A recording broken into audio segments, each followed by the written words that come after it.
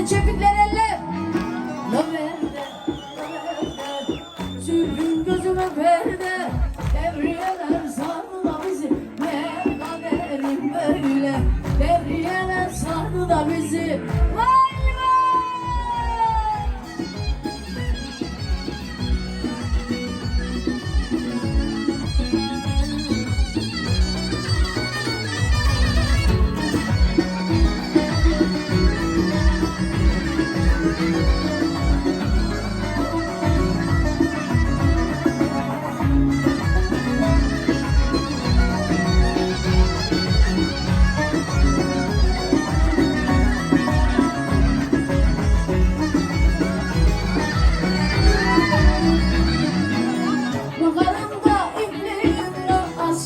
Benim kekliğim, baharımda ipliğim, asım benim kekliğim.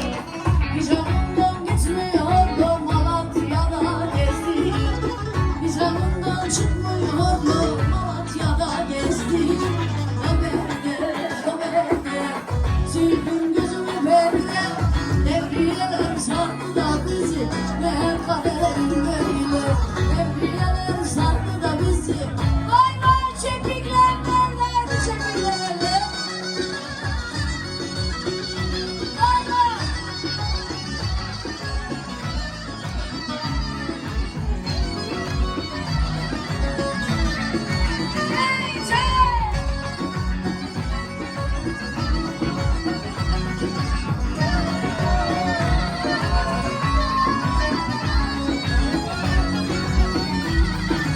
Hazır mıyız? Şimdi. Ay akşamdan ışıktır. Hüküm şimşir kaşıktır.